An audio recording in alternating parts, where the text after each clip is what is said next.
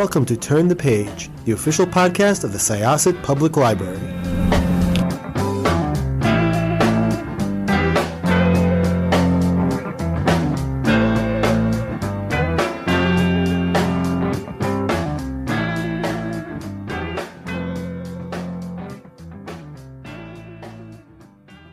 Hello, everybody. This is Evelyn Hershkowitz from the Syosset Public Library's Turn the Page podcast. And today we are lucky enough to have with us Katherine Center, the author of many books, What You Wish For, which is the book that got me out of the pandemic reading slump that I was in. So I can't thank Katherine enough for that. Her other books, How to Walk Away, Things You Save in a Fire. She's also written 5 other beautiful books.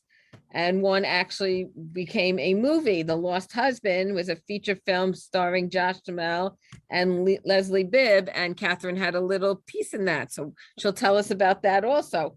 But I'm just going to read a little bit about her. For those of you who are not familiar with Katherine, definitely get on it and read her books.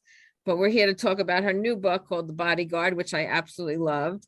So Book Page calls Katherine Center the reigning queen of comfort reads. She's a New York Times bestselling author of 8 books, including How to Walk Away, Things You Save in the Fire, What You Wish For, and her newest, The Bodyguard. For Katherine writes laugh and cry books about how life knocks us down and how we get back up. She's been compared to both Jane Austen and Nora Ephron, and the Dallas Morning News calls her story satisfying in the most soul-nourishing way. Her books have made countless bestseller lists, including Real Simple's Best Books of 2020, Amazon's Top 100 Books of 2019, Goodreads Best Books of the Year, and many more. Best-selling author Emily Henry calls her summer 2022 book, The Bodyguard, a shot of pure joy. The movie adaptation of Katherine's novel, The Lost Husband, starring Josh Duhamel, hit #1 on Netflix, and her novel, Happiness for Beginners, is in production now as a Netflix original starring Ellie Kemper. Katherine lives in her hometown of Houston, Texas, with her husband, 2 kids, and their fluffy but fierce dog. So, Katherine, thank you so much for coming on with us. Oh my gosh, I'm excited to be here. Thank you for having me. Great bio. Yeah, it's wonderful. It's the longer I go on in life, the more tricky it is to squeeze everything into one paragraph. But right. And okay, so The Bodyguard comes out July, what's the exact date? 19th, July 19th. Okay, just about a month from now. Those of you in Syosset that are listening, we will have the book as a print book, and it will be available on Overdrive as both an ebook and an audiobook. So get your reserves in, because you're going to really enjoy the book. Katherine, tell everybody what The Bodyguard is about.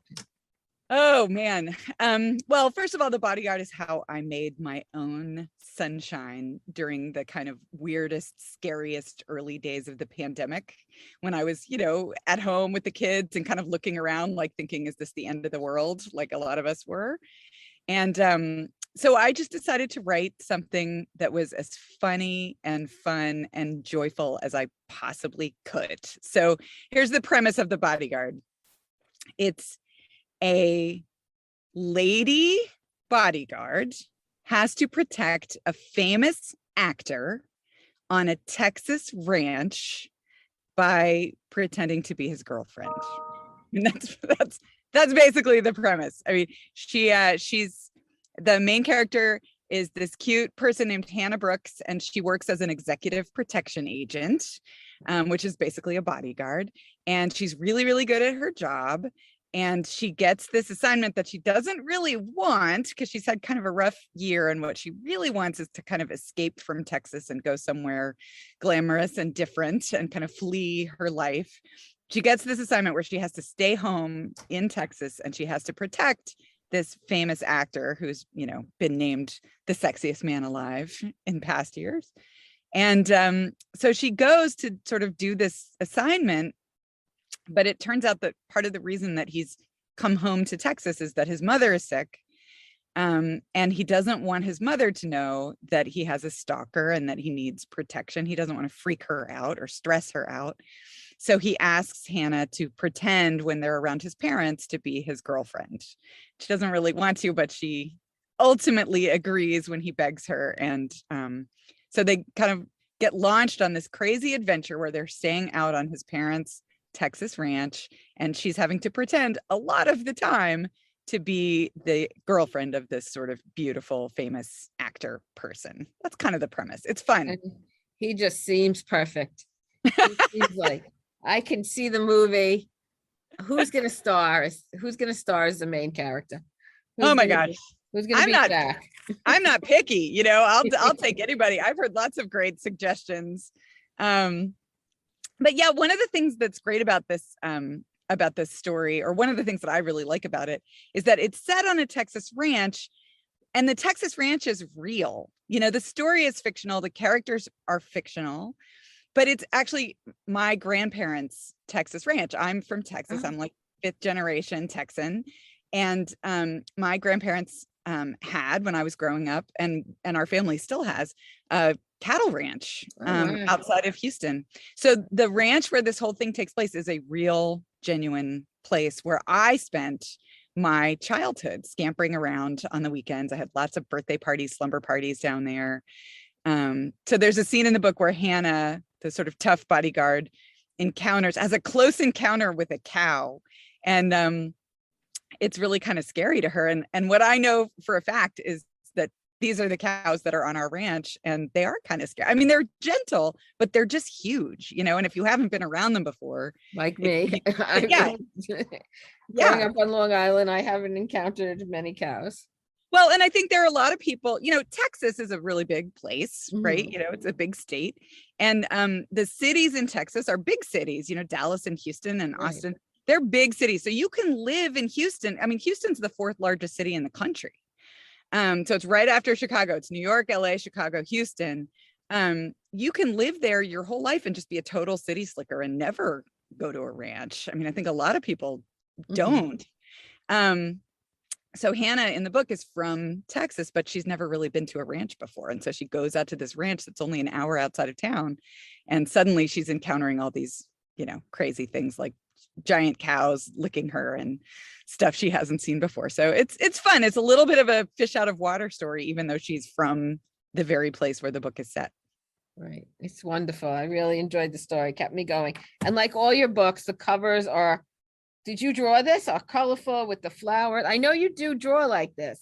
I do. I mean, I do a lot of art in general in my life just for fun. And I love to make flowers of all kinds. But this art was actually designed by Olga Grillick, who has designed the covers of my last like 4 or 5 books. She's phenomenal. Yeah, that's beautiful. Macmillan. And then the illustrator is actually a Scottish artist named Katie Smith, and she did the illustration. So the shape of the cover was this fantastic cover designer, and then the actual illustration was by this other woman. And I think it's great. And I remember reading that they took some of your old books and redid the covers also. Yes, every book that I've done through St. Martin's, which is part of Macmillan, they've now redone all those covers and made them kind of match, which is right. Nice. They all have the same look to them, which is nice.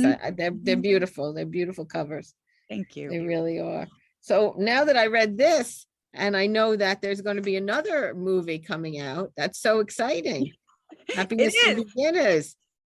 Are they filming that down by you also? No, actually. The Lost Husband came out during the pandemic. Did we talk about this the last time? I can't remember. Yes, a little bit. It was kind of just coming out right as the country was shutting down, right? So it was supposed to be released in theaters all over the country in April of 2020, which is, you know, when everything was just closing, all the theaters. And so I was feeling really sort of sad for the movie and all the people who had worked on it, because I thought, oh, well, you know, that's the end of that. Like nothing's going to come of it. But then it turned out that during those early months of the pandemic, people were watching a lot of stuff Netflix. Online, you know, Netflix was the hottest thing. So the book was not on Netflix. I mean, the movie was not on Netflix yet at the beginning of the pandemic, but it did so well. It was kind of this sleeper hit that Netflix got in touch with the folks who made the movie and asked to bring it to Netflix. So they got it for Netflix in August of 2020. Okay. And it went up, and the very next day it hit #1. And it stayed there for like 4 or 5 days, and then it got knocked out of place. But it wound up on their top 25 movies for the year for 2020 on Netflix. That's so wonderful. I know it's really crazy. It was this little independent, you know, movie filmed in Texas, but it actually wound up getting distributed internationally, and it wound up in the top 10 movies of the year for 30 different countries around the world. Oh my gosh. It's just nuts. It's just crazy. That's so wonderful. So that movie did so well that that director and screenwriter who had adapted my book for that one came back to me and asked if I wanted to collaborate again and do another one. So it's the same director who did The Lost Husband, and she is also the screenwriter. And but this time, instead of doing it as an independent movie, she wound up working with Netflix. So it's a Netflix original. That's so great. So when will that be out? So I don't know exactly. Netflix kind of gets to decide, and they haven't told us yet, but sometime hopefully in the next 6 months or so. But they filmed it actually in Connecticut. The book is Happiness for Beginners, and the book takes place in Wyoming, in the wilderness.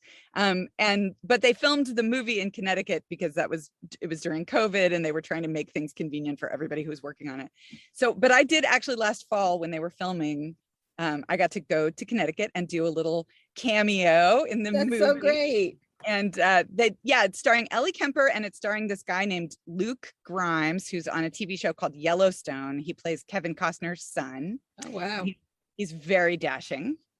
And it's also got it's got Blythe Danner in it, starring as Grandma Gigi. And nice.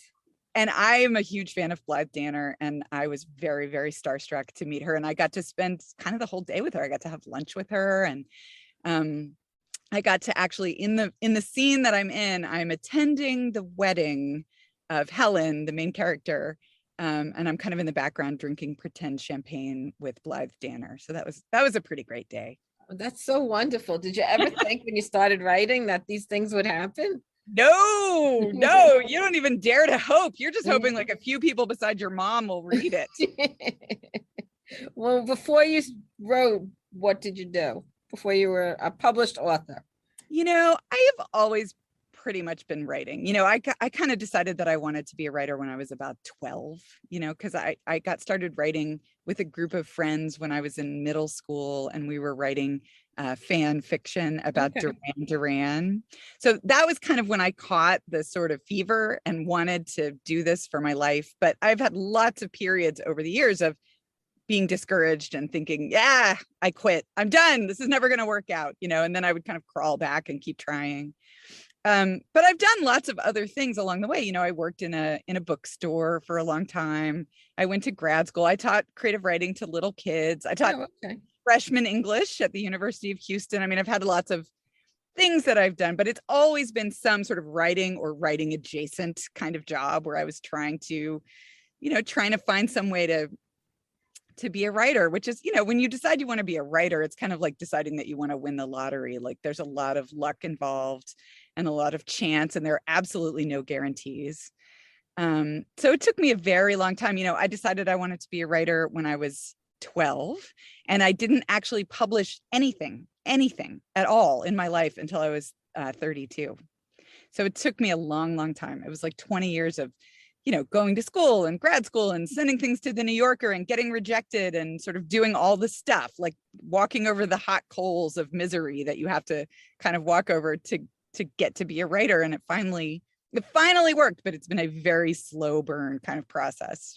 The first book you sent out, was that one published? Actually, yeah. So I got many, many short stories rejected over the years, like I would just send short stories to the New Yorker and get rejected. And that was what I did for like almost a decade. And then finally one day I wrote a novel on a dare from my sister. I had never tried to write a novel before. That seemed very intimidating. But she dared me to write she was like, you should write a funny novel. You should write a novel about being a mom that is funny. And I had been trying to write kind of literary fiction before that. And it was like finally giving myself permission to just write something kind of lighter and funnier was kind of the answer, I think, in a lot of ways. Because when I finally sat down to write a funny novel and gave myself permission to do that, I wrote that entire book in about 6 weeks. Wow.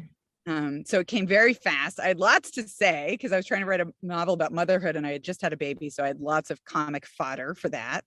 And, I polished it up for about a year after that first draft, but I've never written anything that fast again. And I think it was a sign, that this was the thing that I was really meant to do. I was meant to write And which novels. book was the first one?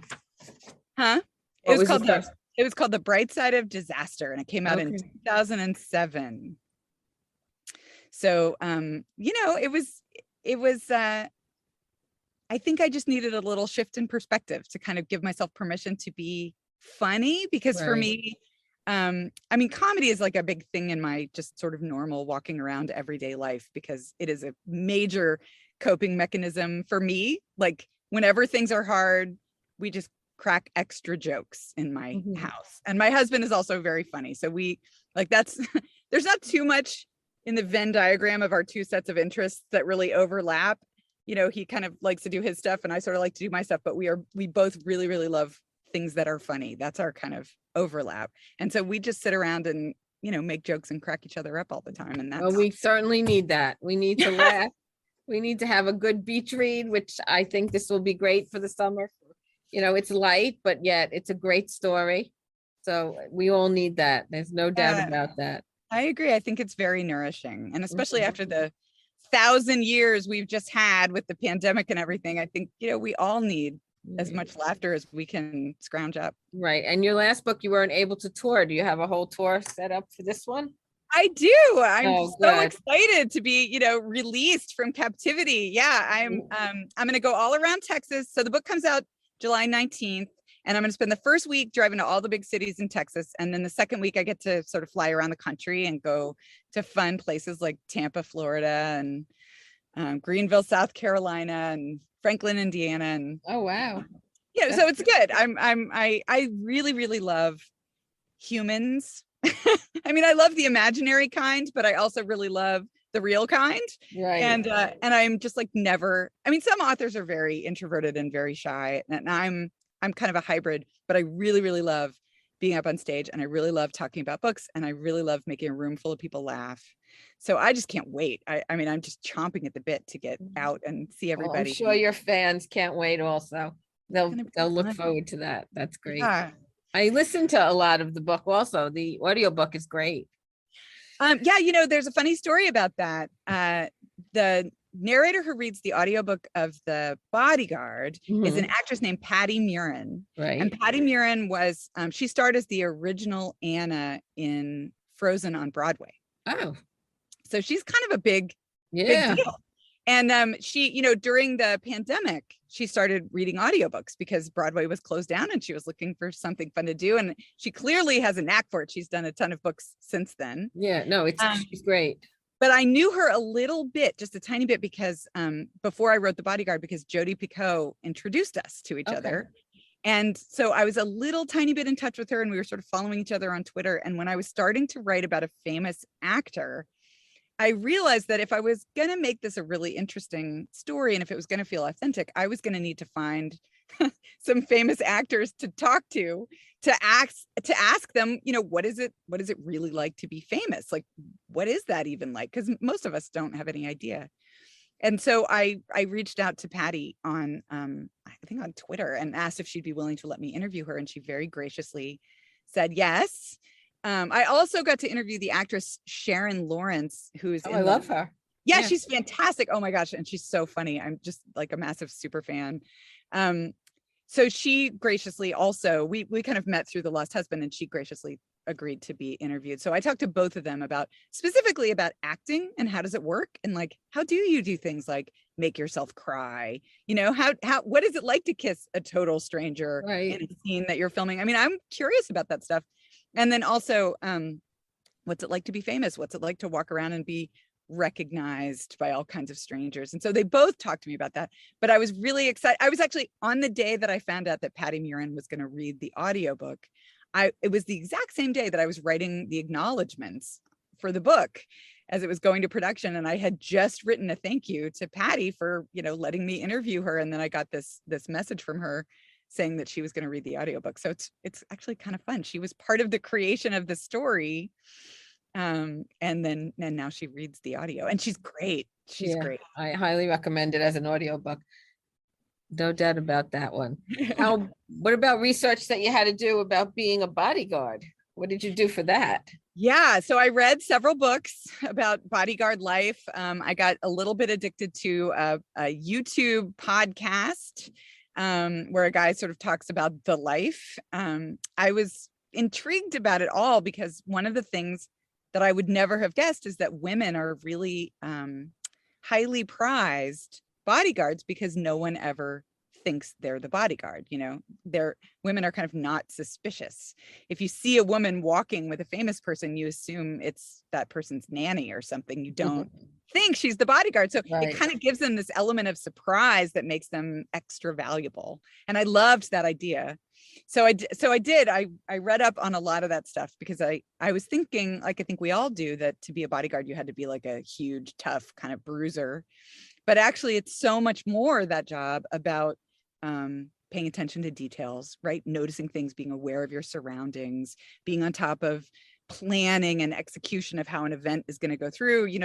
Lots of bodyguards go to a location that their principal is going to be headed to, like the day before or the week before, and they scope it out, right? Yeah. And they learned everything they need to learn about the sort of physicality of the place. So it's a much different job than you think. I always thought being a bodyguard was just about like beating people up or looking like you could beat people up, but it's got a lot more to do with like planning and execution. So I thought that was pretty cool. I also, I did a little bit of prep for writing about famous people just from living my life, because I did get to go to the set of the Lost Husband movie, and I did get to meet Josh Duhamel, who is very much a movie star. I mean, he's a super nice guy. He was very, very friendly, but the man is so beautiful, and he just kind of like glows. He doesn't look like a normal man. I mean, when you see him, you just kind of, you feel his fame. It's a very sort of physical, visceral reaction that you have to being around him. And so when I first had this idea that I could write about a famous actor, it was actually my editor's idea. And at first I was kind of hesitant because I was like, isn't that too fun? Can we really write that story? That sounds too fun. And then, it was during the pandemic and we sort of decided actually nothing is too fun at this point. Right. Let's maximum fun, right? We all need it. Yeah. So at first I was thinking, oh, maybe I'll do a character actor. Maybe he won't be an obviously beautiful actor. He'll just be like somebody you've kind of never heard of. But then the more I tried to write it, the more I just kept thinking about the day that I met Josh Duhamel, because it was just meeting a famous, sort of desperately handsome actor like that. It's not the kind of thing you do every day. Like, it's a pretty interesting experience, and it's different from meeting regular people. And I just thought, now that I've had this experience and I know what it's like, I should probably use all of that knowledge and put it in the story. So in the end, he wound up being like a very dashing, very famous, sort of sexiest man alive kind of actor. Did you thank Josh Duhamel in the acknowledgements? Oh my gosh, I don't think I thought to do that. Thank you, Josh Duhamel, if you're listening. Yeah, I hope he's listening. Josh, thank you. And if you are, I'd love to speak to you also. Yeah, he's quite good looking. I remember him from All My Children. Yeah, he's been around a while, and he's better looking in person. Like, when I met him, I thought I was going to be cool about it, and I wasn't. I just wasn't cool. I panicked. Like, he came over just like a normal human to like say hello, and he was like, hi, I'm Josh. I hear that you wrote the book. It's so nice to meet you. Thank you so much. And just saying all normal human things. But just the sight of him, he's like 8 feet tall. He's huge. He's beautiful. And I just froze. Like, all language left my brain. I lost the power of speech. I just stood there gaping at him like a wide-mouthed bass. I could not form any words. I couldn't make my brain work. I mean, and that's, as you can tell, just from being with me right now, talking is like my favorite thing. I love to talk. So the idea that I would go completely mute in the face of Josh Duhamel was very traumatizing. I was like, there are thoughts in here. I just don't know how to get them out. That's too much. That's good. That's just so great. So listen, I know you keep writing book after book. Do you ever take a break? I know you're down in I've been to Galveston. Oh, you have? Yeah, believe it or not, in 1979, my senior year of high school, I went to Houston and Galveston. But I know you go there when you're finishing up a book or you have ideas you want to really get down on paper, but you never seem to, do you take a break, honestly? Or you just keep going? You know, I don't take a lot of breaks, and it's partly because I just have so many stories that I really, really want to write. And I'm so grateful to get to write them. And I'm so grateful that there are people who want to read, who want to read them. I don't want to waste this moment. You know, I want to write them. So I have a list of probably 30 book ideas just that I kind of keep on my computer that are just waiting patiently in line, you know, to get written. And so the minute I'm done with one, I've just finished my 2023 book and I've got a few edits to do. I'm going to turn those edits in right before The Bodyguard comes out in July. And then that book will go into production. And then as soon as I'm done with book tour from The Bodyguard, I'm going to start research for the next book. And I already know, you know, I'm still working on the idea, but I've got some very big pieces of it in place. And I'm really excited about it. I haven't even told my editor about this idea yet, but I know she's going to love it because it's super yummy. Oh, good. And, I know when we spoke the last time, you said you were going to put the book on a cruise ship, but then with the pandemic, it wasn't a good idea. People were not getting on those Petri dishes. They just were not doing it. So yes, that is true. Although I still want to write that. I still want to write that story. It's still in my head. Someday I'll write it when, you know, when the pandemic is a distant memory for all of us. I will write that story. Well, 30 ideas. That's a lot of books. Yeah, you know, I feel very grateful. I mean, this is the only thing I ever wanted to do, you know, and there were so many years when I thought it wasn't going to work out and I wasn't going to get to do it. And there were so many years when I thought I was going to have to quit because I didn't have any job security. And the fact that I'm now, you know, that I have kind of reached a critical mass where enough people have read my books and liked them, you know, that I kind of feel like I get to kind of keep writing. I'm just so insanely grateful. I'm the most grateful person you've ever met because this is the only thing I ever wanted to do, and I'm getting to do it. So I'm just constantly sort of desperately wanting to write stories all the time. It's good. That's so great. Good for you. I'm happy. I'm happy there are authors that are happy to write and enjoy what they're doing. And therefore we can enjoy the reading part of it because that's all I've always wanted to do. I always wanted to be a librarian and read books, recommend books, do book discussions, speak to authors. This is like the best thing. Yeah. The only good thing that came out of the pandemic, honestly, is the fact that we were able to Zoom and speak with authors that we normally wouldn't even have thought of, you know, speaking with. So this is the greatest thing that came out of it. So I thank you. I thank you for writing and I thank you for talking to us. I really appreciate it.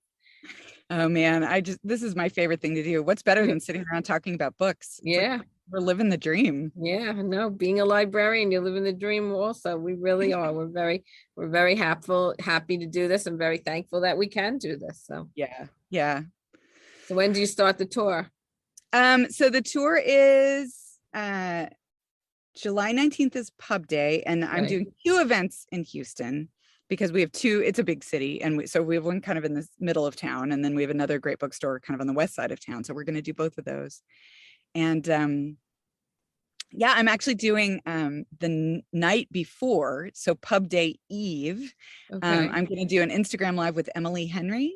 Oh, that's fabulous. I'll definitely tune into that. Yeah, I'm such a huge fan of hers. Yeah, I've read her 3 books. Yes, I have.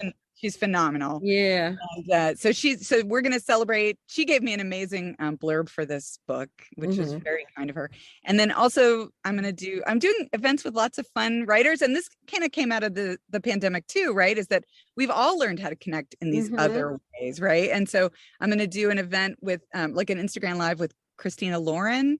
Oh, I love them also. I've spoken to them during pub week, and they're going to be on a train while we're doing our Instagram live. Where so that's going for you. You know, actually, I don't even know, but they said we'll be on a train, but it's fine. We'll make it work.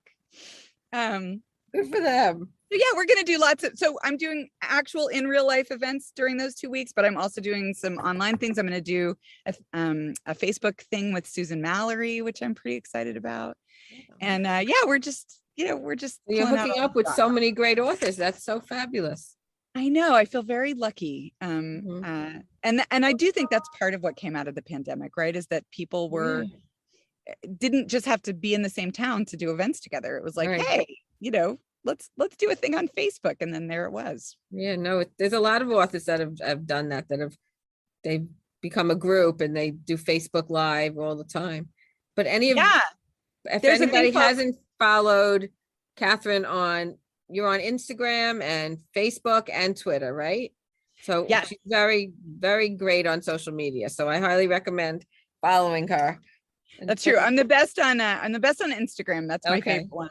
But and I've kind of taken a little bit of a break from Twitter. I started following a lot of epidemiologists during the pandemic on Twitter. And it just became like kind of emotionally grueling to, kind of check in every time and hear about new variants and things. So I was like, I'm going to take a break from that. Right. Whereas my Instagram is just all books all the time. It's just a total happy place. So is mine. Yeah. And I can't even write a book, but mine's all books also. So lots of books. It's the best being able to read and all these fabulous authors, including you. And I'm so thankful for that. So. The other thing that I've been doing the past few years that I'm really loving, if people want to connect in other ways, is I've got a mailing list that I love called 3 Good Things. And it's like every 3 or 4 months, I send out an email that's like, here's a great podcast that I found, or here's a great song I fell in love with, or here's an amazing romantic comedy that I loved, and it's just recommending good things to people that I've kind of found in my travels through life and the internet. What's the last 3 things? What was on the last newsletter? Oh my gosh, that's a really good question. It was like a million years ago. I know that the one that I'm preparing right now that I'm going to send out at the beginning of July. Oh, okay.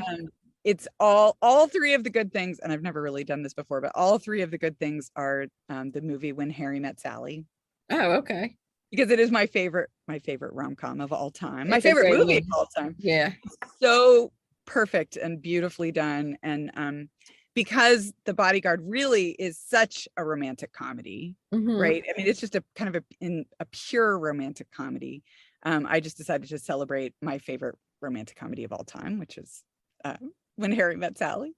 And, I think that sometimes when I'm writing books in the past, my kind of guideline has been that the stories are they're sort of half tragedy and half comedy, like there's always a struggle. There's always something hard that the main characters are going through that is not very fun, in How to Walk Away. The main character has been in a plane crash, right? And she's in the hospital doing rehab, and that stuff is not super fun. But that's kind of where the personal growth comes from, right? That's where the wisdom comes from. So that stuff is important. It's good to have it there. Then the other side of the story is often a love story, right? And that's where the fun comes from. That's where the banter comes from. And that's where a really delicious sense of anticipation comes from. Because I think a lot about what it is in life that pulls me and other readers through a story. And there are a lot of ways to pull a reader through a story. Curiosity is a big one that'll keep people turning the pages if they're wondering what the answer is to a question. But for me, what I love more than anything is a sort of pleasant sense of anticipation that we're looking forward to something good that's going to happen, that we hope or think is going to happen in the story. And love stories are better at giving you that feeling than anything else. Because if you feel that these 2 people are going to get together, and if you know that you're reading a rom-com, then you just get all this oxytocin like released in your brain as you wait for all the good stuff that's to come. And so I always make sure to have a love story in there because I want my books to be fun to read. I don't want them to feel like homework. I don't want to depress anybody. I don't want you to get to the end of one of the books I've written and just have to like curl up on the floor in the fetal position and like try to come up with reasons to live. Like I want you to have a good time, and I want you to come away from it feeling hopeful and inspired, and like humanity's got a chance to pull it together. That's what I'm going. You've certainly done that with this one. There's no doubt about The Bodyguard. Well, and with The Bodyguard, when I was writing it, it was kind of right in those early months of the pandemic, and I was like, how much more personal growth do we really need right now? I was like, do I have to like do something terrible to the main characters, or can I just do the fun stuff? And I kind of gave myself permission to really just lean very heavily into the fun stuff in the story. So I there's lots of banter. There's people giving each other piggyback rides. There's people making each other laugh and teasing each other. There's people who are kind of strangers having a room that they have to stay in that's only got one bed. That's the one bed. I love the Thanksgiving scene. Yeah, there's moonshine and and a big feast outdoors on the ranch. And I just leaned. Did you have that at your grandparents' ranch? Yes, we actually to this day spend every Thanksgiving down on the ranch. Oh, that's so nice. Outside? Yes, we are frequently outside. In Texas in November, that's just when it's kind of starting to cool off. So in the summer, it's really kind of almost too hot to go down there in the summer. You just don't. What are you going to do? It's just so hot. You don't want to do anything.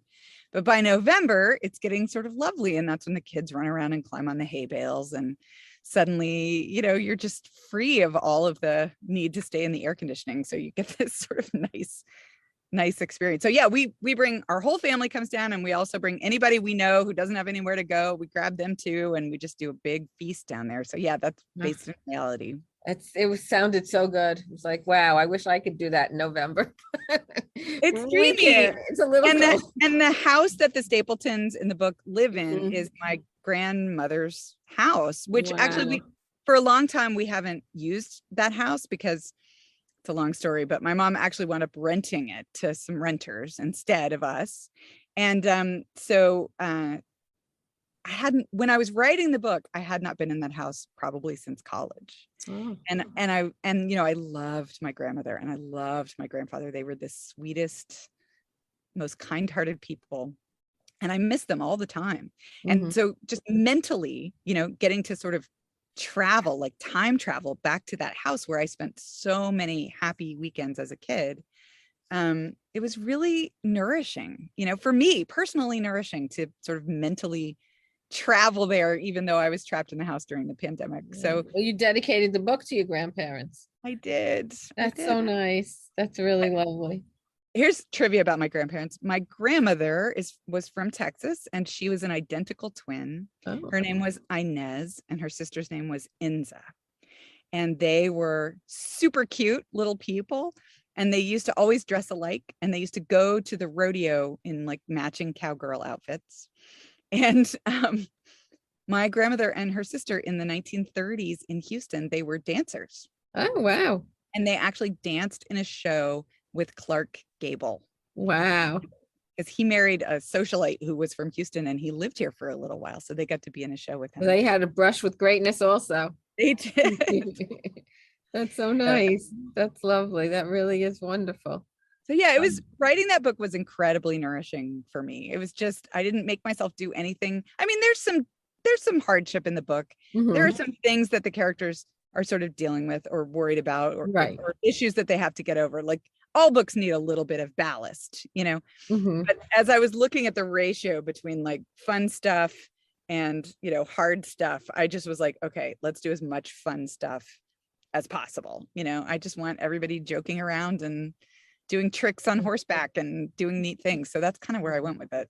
Well, in How to Walk Away and Things You Save in the Fire, there were some characters that were the same. Are you going to use any of the characters in here in your next book?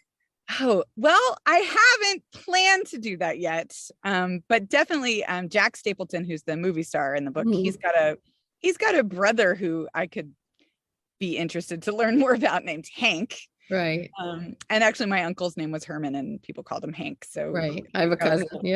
Yeah, it's a great name. I love that name. So, it's possible. I haven't planned it out, but I actually love doing connected stories. It's really, really fun to feel like that universe is, bigger than we know. So I don't know. We'll see. It's very tempting. It's always tempting. Yeah, it would be nice to revisit some of the characters. I like that also. So Katherine, this was great. I thank you so much. You're not heading to New York at all, huh? No, I would love to. I went to Vassar for college. So I spent a lot of time in Poughkeepsie, and my parents-in-law live in Ithaca. So we go to the Finger Lakes every summer.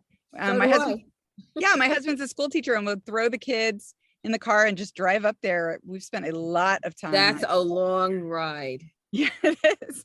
And my husband's grandparents had had a little farm in Red Hook, New York, in the Hudson Valley. So I've spent I feel like New York is like my second home, and I love it up there. So I wish they would send me. Which lake do you go to up in the Finger Lakes? It's Cayuga. Oh, okay, because we go to Canandaigua. Oh, you do? Yeah. It's beautiful. We've driven all around up there. So gorgeous up there. So beautiful. It's so much good ice cream. Yeah. Okay. Next book, you got to set it up there. I know. I don't actually know how they decide at my publishing house, like which bookstores to send me to. I mean, it's all kind of a mysterious process. Right. But, But you should set a book up on the Finger Lakes. And then I'd have a reason to go. Right. Put your characters on the Finger Lakes, and you have to do it then. You have no choice. Actually, why haven't I already done that? This is a great idea. Okay. Well, if you do, we'll look for, especially if you're driving. You're not going exactly past us, but kind of close. But it's a long ride. Good luck. That would be you got to listen to audiobooks on the way, I guess, right? When I was in college, I drove back and forth from Texas to New York. It was 28 hours. And yeah, we would listen to music, we'd sing along in the car, and we'd listen to audiobooks. That's how we made it go. And it was easy. It wasn't that hard. It's fun to see the country. It's fun to drive back and forth. You don't do it all in one. You stop, I hope, overnight. Or there were some times when we crazy college kids would just trade off and go all the way straight through. But most of the time, especially now that we're, older and have kids, we would pull off and find a little hotel. You got to do that. That's too much. That's exhausting. Well, I thank you so much, Katherine Center, the author of The Bodyguard, coming out on July 19th. So we'll look forward to getting that. On anyone who's interested, please give us a call at the Reader Services Desk, and we'll be happy to put that on hold for you. So I thank Katherine so much. This has been Turn the Page with Evelyn Hershkowitz and Katherine Center, the author of The Bodyguard. We're going to close this chapter. It's time to close this chapter of Turn the Page. Join us for the next episode.